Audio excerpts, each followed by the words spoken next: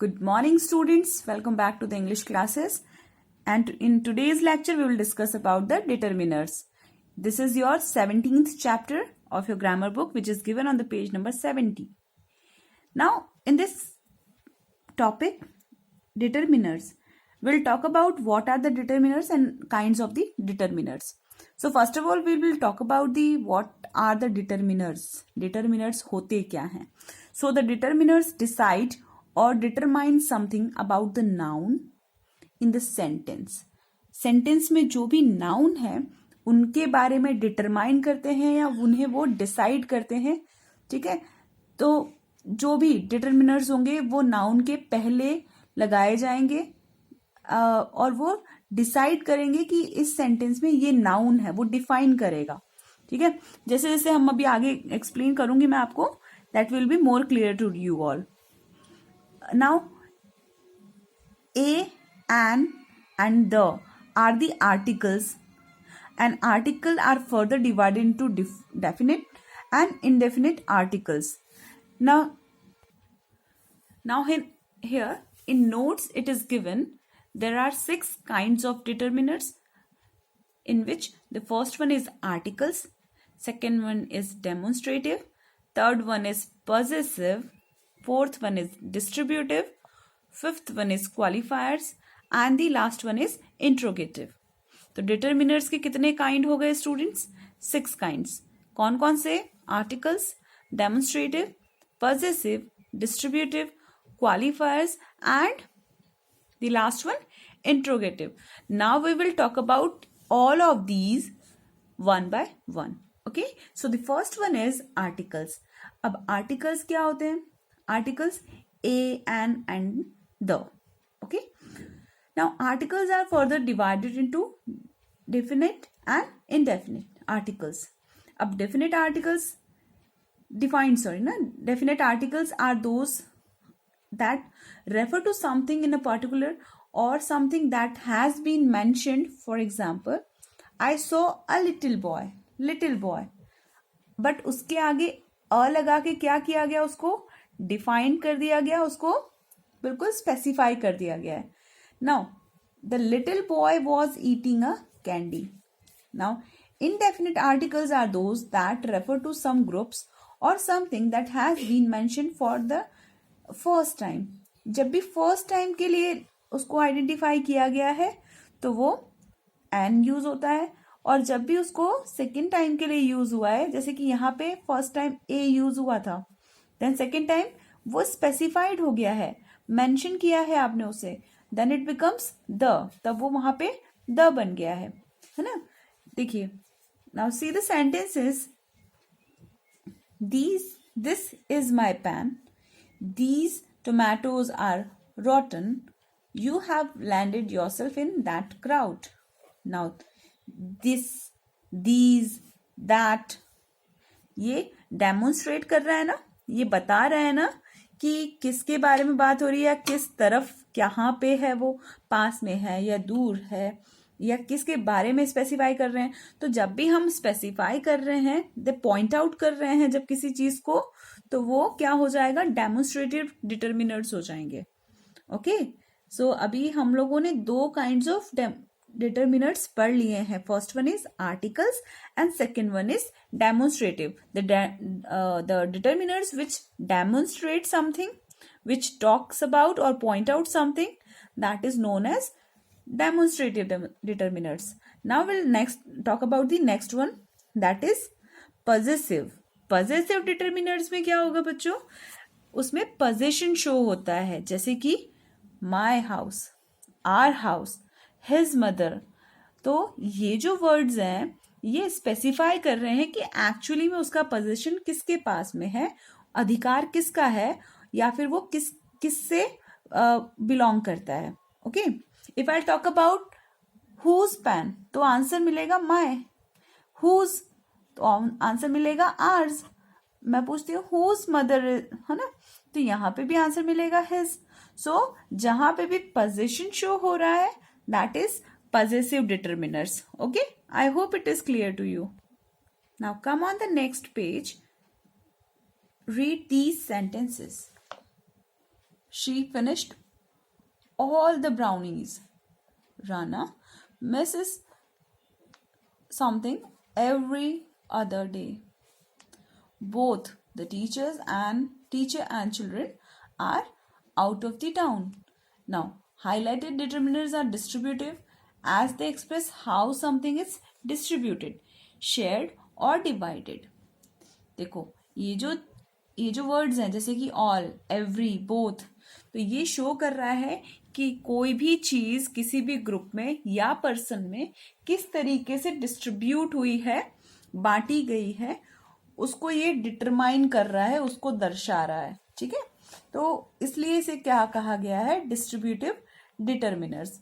Determiners that express how something is distributed, shared or divided, and also refer to a particular person or thing in a group, that is called distributive determiners. Okay, now the next one, read these sentences. I have 70 toys car. My brother is 3-year-old. Rima ate 2 parathas for lunch. Now the highlighted words determiners are qualifiers as they describe quantifiers.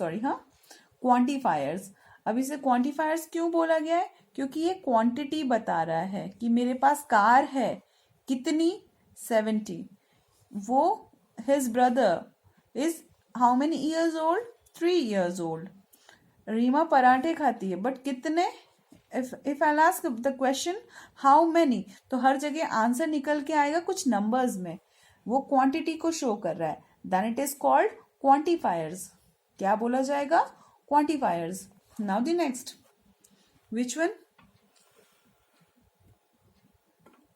which one is your book?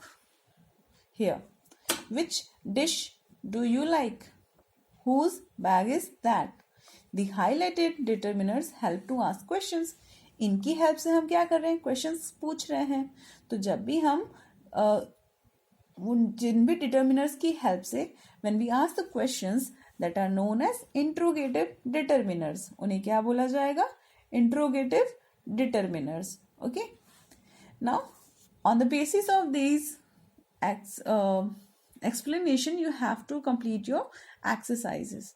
आपको 2 exercises दी हुई हैं, तो आपको उस behalf पे उसे complete करना. Okay, here I have done for you all. How much, many, few money did the thieves steal?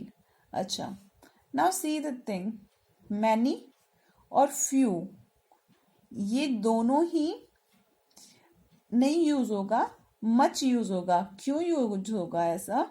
क्योंकि यहाँ पे अभी स्पेसिफाइड नहीं है कि वो कितना है. ठीक है, यहाँ पे हमने मच यूज किया, how much. Okay, on Saturday there is not many, much, several, traffic on road. जिस चीज को हम काउंट नहीं कर सकते हैं वहां पे हम मच यूज करते हैं. Okay, there aren't much, many, a few students in the library. Now we are talking about the students. यहाँ पे हम students के बारे में बात कर रहे हैं, तो हम students के लिए much word use नहीं कर सकते और a few भी नहीं use कर सकते. यहाँ पे आएगा many. Awaited for a few, a little, much, minutes. Minutes को हम a few से denote करेंगे, determine करेंगे. That's why we have used here a few. Now the shopkeeper spoke many, little, a little English. अब देखो हम यहाँ पे many वर्ड यूज नहीं कर सकते, little भी नहीं कर सकते, और a little इसलिए यूज किया है क्योंकि वो शो करता है कि बहुत थोड़ा सा. Okay, so we have to use a little here. Now could you bring me these or those book I have? Okay, I have left in the garden. अब देखो यहाँ पे पहले तो प्लेस शो किया है कि वो पास में नहीं है, दूर है. ठीक है, तो पहले तो यहाँ पे बुक्स आया है, एस ऐड किया है. इट मीन्स ये दिस तो नहीं लगने वाला है, या तो दीज लगने वाला है या दोज लगने वाला है. अब इससे आप क्या फाइंड आउट करोगे कि उसने ये कहा है कि लेफ्ट इन द गार्डन, है ना. इट मीन्स दूर है. तो जब दूर की थिंग्स को हमको डिनोट करना रहता है तो हम लोग यूज करते हैं those. Okay, that's why I have marked here on those पे मैंने मार्क किया है. अब देखो, the, a, those, sunrise in the east, जो भी यूनिवर्सल थिंग्स होती हैं उनके लिए हम द यूज करते हैं. जो भी यूनिवर्सल थिंग्स हैं या फिर जो भी like we can say proper nouns है, प्रॉपर नाउन है, उनके लिए हम लोग सॉरी द यूज किया है. Okay, see the next, come on the page number 72. The doctor advised me to add a, an और the. इन तीनों में से हम यूज करेंगे यहाँ पे n, बिकॉज आपको पता है एप्पल स्टार्ट विद वॉवल. तो वॉवल जब भी कोई भी वर्ड स्टार्ट होता है तो हम वहां पे क्या अप्लाई करते हैं, एन अप्लाई करते हैं. Okay, next, it will take me many, some, few, time to.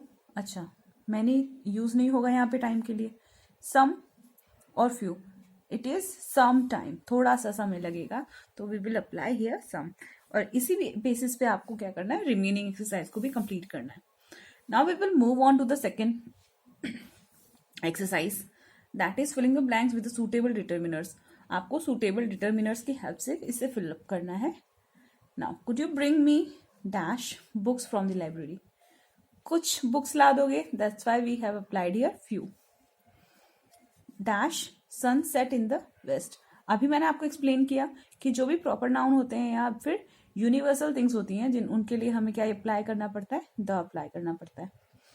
Then next, the doctor told me to eat dash fruit every.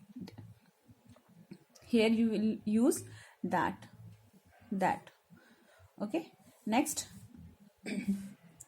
She gave a bar of chocolate to her student. अपने student को यहाँ पे हमने उसको denote करने के लिए हर apply किया है.